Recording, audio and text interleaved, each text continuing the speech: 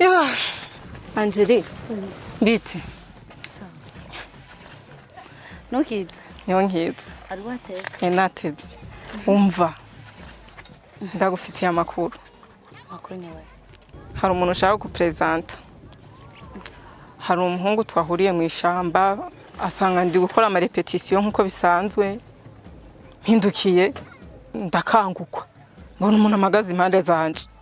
Ariko yari umuhungu mwiza. Ambwira ngo arankunda. Nanje nyene sanga natwawe sanga namukunze.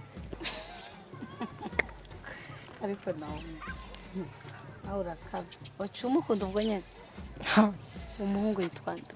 Yitwa Kevin. Kevin ni umuhungu n'ijya mbere muwe cyangwa musanze mukundana? Wese nakubwiye ko twahuriye mu ishamba ndi mu repetition nkuko bisanzwe mpindukiye.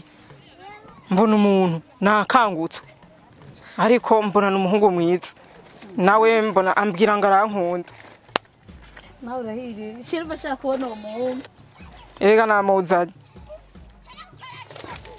ubwo mbwire ko waje umuzanye Ahubwo ngo ndamukuperezante, ngo ndamukwereke. uwo mukobwa arakaze.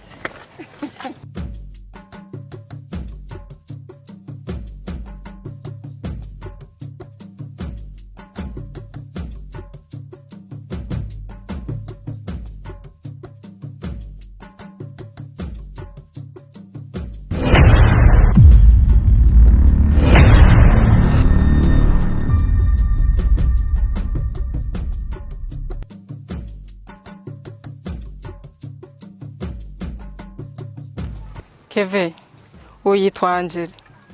Ni umugenzi wanje kuva mu bwana. Angeli, uwo yitwa Kevin nishiri wanje.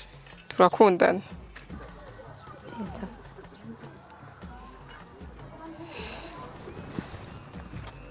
Kevin. Vyo kunda kumbera inshuti.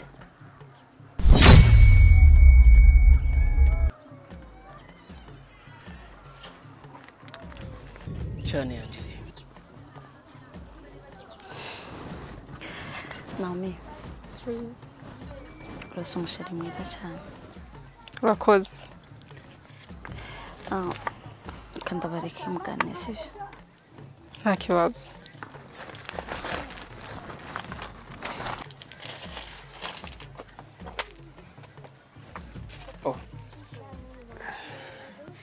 Ufise umugenzi mwiza. Urakoze.